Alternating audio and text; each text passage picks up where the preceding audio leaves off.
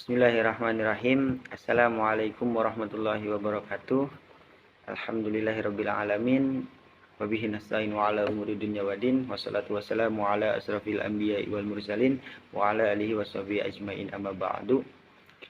Puja dan puji syukur kita panjatkan kepada Allah yang Maha Ghafur. Salawat dan salam semoga senantiasa dilimpah curahkan kepada junjungan kita, yakni Habibana wa Nabiyana wa Maulana Muhammad sallallahu alaihi wasallam, kepada keluarganya, kepada sahabatnya, kepada tabi'in tabi'at, sampailah kepada kita selaku umatnya. Mudah-mudahan kita semua mendapat syafaatul uzmahnya Kanjeng Nabi besar Muhammad sallallahu alaihi wasallam nanti jaga yaumil kiamah. Amin ya Allah ya rabbal alamin. Sebelumnya yang saya hormati Ibu dosen pengampu mata kuliah Hadis Tarbawi, Ibu Hajah Bibik Nabilatul Fauziah LCMA. Dalam kesempatan kali ini saya akan melaksanakan tugas ujian tengah semester Hadis Tarbawi yang menjelaskan tentang kepemimpinan perempuan. Nah, dalam konteks ajaran Islam, hadis mengenai kepemimpinan perempuan sering disebut dan didiskusikan sebagai salah satu isu yang menghambat perempuan di masyarakat.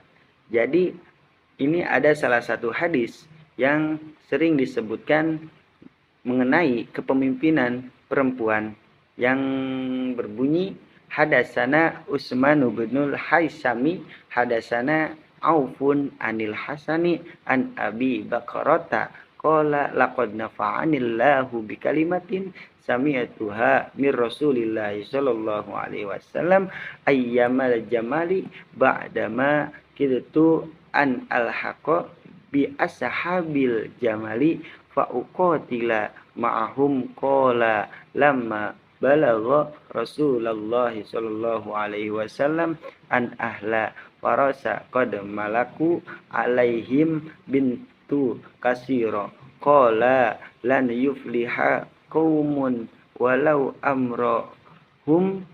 humul amro'atan. Nah, jadi yang artinya dari Utsman bin Haisam, dari Auf bin Hasan, dari Abi Bakrah berkata bahwa Allah memberikan manfaat kepadaku dengan sebuah kalimat yang kudengar dari Rasulullah Shallallahu Alaihi Wasallam pada hari menjelang perang Jamal. Setelah aku hampir membenarkan mereka, yaitu Ashabul Jamal, dan berperang bersama mereka. Ketika sampai kepada kabar kepada Rasulullah SAW bahwa bangsa Persia mengangkat putri Kisra sebagai pemimpin,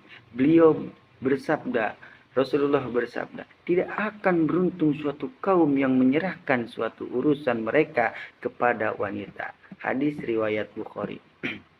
Jadi hadis ini diriwayatkan oleh Imam Al-Bukhari, salah satu dalam Kitabul Fitan, bagian pembahasan tentang konflik atau fitnah. Selain diriwayatkan dalam Sahih Bukhari, hadis ini juga diriwayatkan dalam Musnad Ahmad bin Hanbal, Sunan At-Tirmizi, Musnad At-Tabrani, juga Sunan An-Nasai. Imam Bukhari meriwayatkan hadis tersebut dari jalur Utsman bin Haisam yang bersambung sampai sahabat Abu Bakrah yang bernama asli yaitu Nafi bin Al-Haris. Ada juga jalur periwayatan yang dimuat oleh Imam Ahmad bin Hanbal dari Muhammad bin Al-Musanna untuk redaksi matan hadis seperti di atas ya. Hadisnya yang seperti di atas. Mayoritas merujuk pada yaitu Abu Bakrah.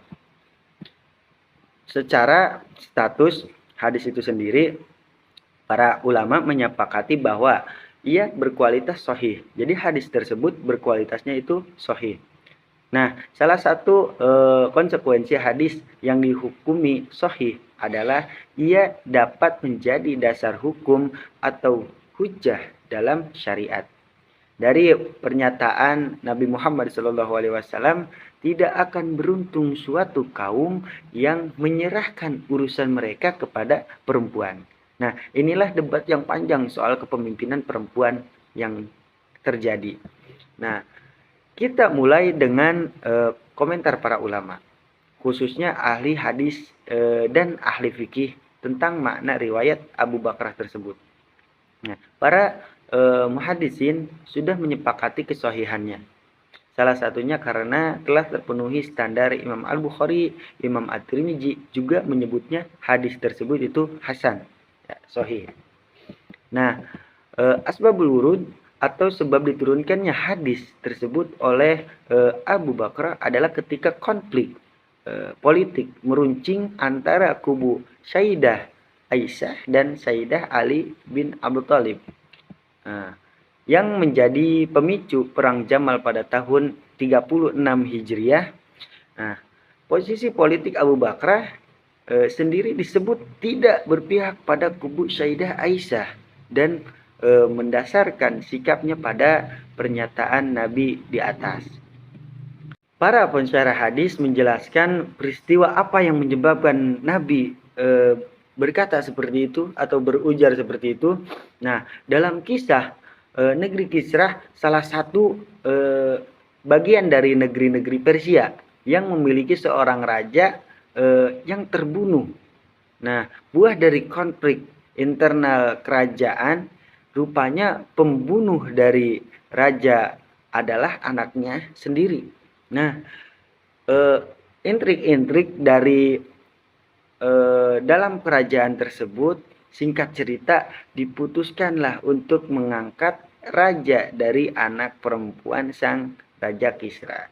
Nah, sayangnya anak perempuannya ini kurang sukses dalam memimpin kerajaan. Banyak yang diskusi tentang sebabnya. Ada yang menyebut intropendensi, ada juga yang menyebut bahwa kemunduran kerajaan itu adalah akibat Kisra yang merobek surat dakwah dari Nabi. Jadi kalau misalkan dari zaman kita sekarang bisa disebut kejadian tersebut adalah karma yang berlaku gitu kan. Nah, maka di sini menyebutkan dia itu kewalat dengan terjadinya intrik dalam istana tersebut, serta terpaksa anak perempuannya yang menjadi raja, dan doa Nabi mengenai kemunduran kerajaan yang kurang maju tersebut. Demikian kurang lebih keterangan dalam Arsyadus Syarishah Sahih Al-Bukhari karya Imam Al-Qatsalani dan Tafatul Ahwazi Syarah Sunan At-Tirmidzi karya Imam Al-Mabarakfuri. Jadi sekian dari saya, mohon maaf apabila ada kesalahan atau tutur kata yang kurang baik atau penyampaian yang kurang terperinci. Mohon maaf apabila ada kesalahan. Terima kasih kepada teman-teman yang telah mendengarkan, dan mohon maaf bila ada salah dari diri saya sendiri. Wassalamualaikum warahmatullahi wabarakatuh.